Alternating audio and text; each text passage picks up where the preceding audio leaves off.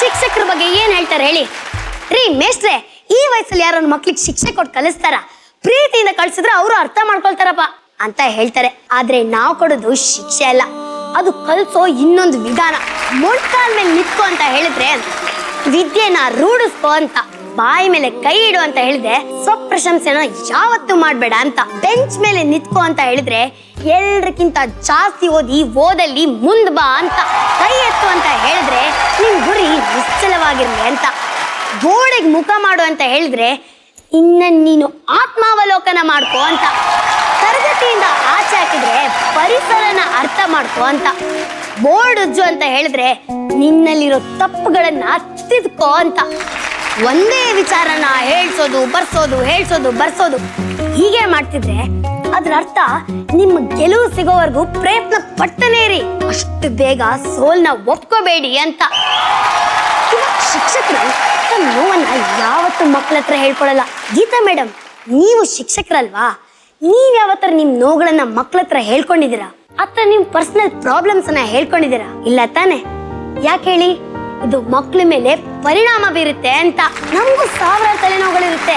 ಮಕ್ಳಿಗೆ ಹುಷಾರಿರಲ್ಲ, ಗಂಡನ್ ಬೇರೆ ಕೆಲಸ ಇರುತ್ತೆ, ಮದ್ವೆಗಿರುತ್ತೆ, ನೆಂಟರು ಮನೆಗೆ ಬಂದಿರ್ತಾರೆ. ಆದ್ರೆ ನಾವ್ ಇದನ್ನೆಲ್ಲ ತ್ಯಾಗ ಮಾಡಿ ಮಕ್ಳಿಗೋಸ್ಕರ ಶಾಲೆಗೆ ಬರ್ತೀವಿ.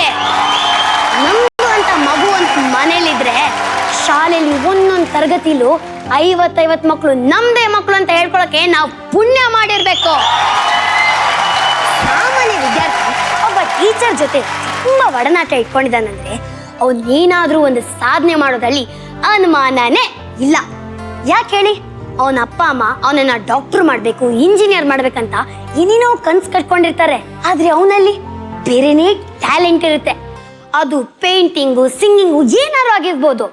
ಅದನ್ನ ಗುರ್ತಿಸ್ಬಿಟ್ಟು ನೀನು ಆ ದಿಕ್ಕಿಗೆ ಹೋಗುವಂತ ಸರಿಯಾದ ಇನ್ಸ್ಟಿಟ್ಯೂಷನ್, ಕಾಲೇಜು, ಯೂನಿವರ್ಸಿಟಿ, ಎಲ್ಲಿ ಸ್ಕಾಲರ್ಶಿಪ್ ಸಿಗುತ್ತೆ, ಹೆಂಗ್ ತಗೋಬೇಕು, ಹೆಂಗ್ ಸಿಗುತ್ತೆ ಅಂತೆಲ್ಲಾ ಡೀಟೇಲ್ಸ್ ಕೊಟ್ಬಿಟ್ಟು ಮಕ್ಕಳಿಗೆ ಬೆನ್ನೆಲುಬಾಗಿ ಅವ್ರ ಭವಿಷ್ಯಕ್ಕೆ ಮಾರ್ಗವನ್ನು ತೋರೋದು ನಮ್ಮಂತ ಶಿಕ್ಷಕರು. 10ನೇ ತರಗತಿಯಲ್ಲಿ 50 ಜನ ಮಕ್ಕಳಿದಾರಂದ್ರೆ ಅವ್ರಿಗೆ ಕೊನೆ ದಿವಸ ಬೀಳ್ಕೊಡೋ ಸಮಾರಂಭ ಇರುತ್ತೆ. ಹಾಡು, ಡಾನ್ಸು, ಕುಣಿತ, ಭಾಷಣ, ಅವ್ರ ಅನಿಸಿಕೆಗಳನ್ನೆಲ್ಲ ಹೇಳ್ಕೊಳ್ಳುವಾಗ ದೇವ್ರೆ ಇವತ್ತೊಂದು ದಿವಸ ಕಳೆದು ಸಂಜೆ ಆಗ್ದೇನೆ ಇರ್ಲಪ್ಪ ಬೇಡ್ಕೋಬೇಕನ್ಸುತ್ತೆ. ಆದ್ರೆ ಕಾಲನ ಯಾರು ತಡಿಯಕ್ಕಾಗಲ್ಲ. ಸಂಜೆ ಆಗ್ತಿದ್ದಂಗೆ miss you ma'am, thank you ma'am, bye ma'am